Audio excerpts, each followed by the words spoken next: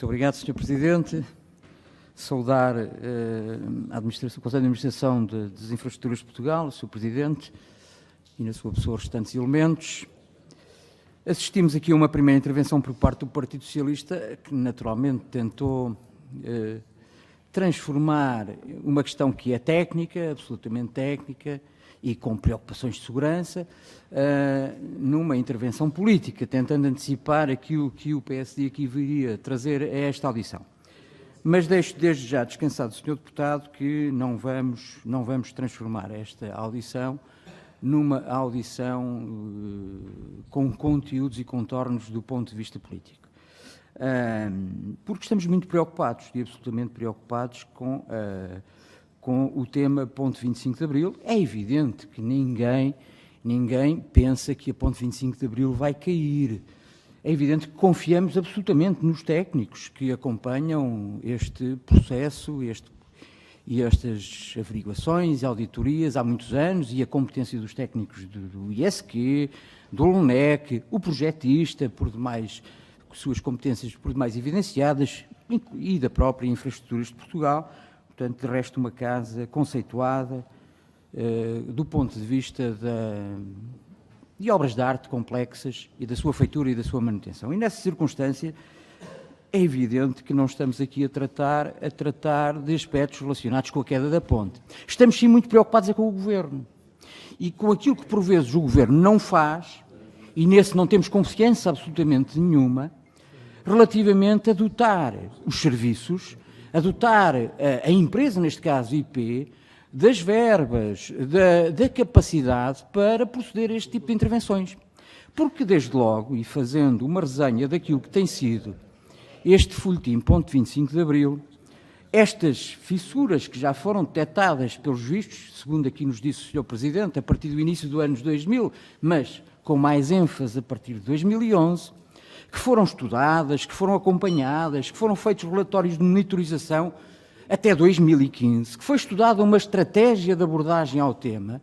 Aliás, disse-nos aqui o engenheiro Carlos Pina, a determinada altura, que os projetistas americanos até pretendiam fazer esta intervenção com restrições fortíssimas ao tráfego na ponte, mas é evidente que depois, conscienciosos, portanto, daquilo que eram os problemas que iriam ser criados em termos de mobilidade na região metropolitana de Lisboa e da margem sul, mudaram o seu pensamento. Portanto, em 2015 tudo isto ficou diagnosticado.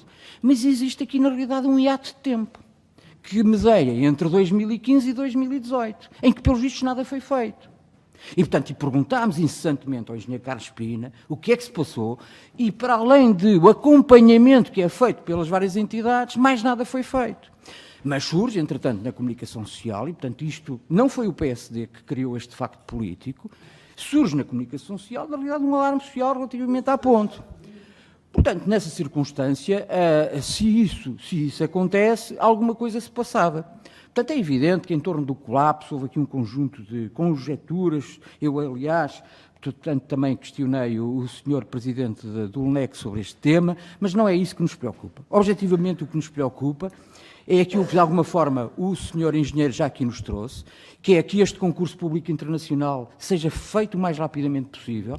Preocupa-nos o facto das datas serem para 2019, não serem atempadamente, porque estas estruturas, objetivamente, se não tiverem uma manutenção preventiva com a carga a que são submetidas diariamente, aliás, bem espelhada na audição anterior pelo Presidente do LNEC, quando referiu a carga imposta pela circulação ferroviária à própria ponte, objetivamente, se não forem tratadas de forma adequada, se não houverem as tais cativações que impedem os organismos públicos de canalizar verbas para essas áreas, objetivamente, os problemas podem-se vir a colocar. Mas há aqui um problema maior que tem que ser reputado, e temos que criar ênfase. É se eventualmente estas obras não avançassem, ou se não tivesse sido criado este alarme público, o que é que aconteceria? Iríamos continuar a empurrar com a barriga ao ponto de irmos de encontro àquilo que nos disse o engenheiro Carlos Pina na última audição, que era chegarmos a um momento, e pelo menos disse-nos ele que ainda temos 3 anos, que levasse à necessidade de interromper a circulação na própria ponte, eventualmente do comboio, e os estragos que eram feitos desse ponto de vista naquilo que é a mobilidade das populações da margem sul e sabemos nós também as dificuldades que atravessa as travessias fluviais, em que não há dinheiro para a manutenção dos próprios barcos, e, portanto, a travessia fluvial não era, com certeza, uma alternativa, e, portanto, esta questão é que se coloca. A urgência prende-se com isto mesmo. É para levarmos esta obra até um ponto em que não seja necessário provocar restrições ao tráfego, seja do ponto de vista rodoferroviário. Mas queria deixar, Sr. Presidente, duas questões concretas. Uma, relativamente às cativações.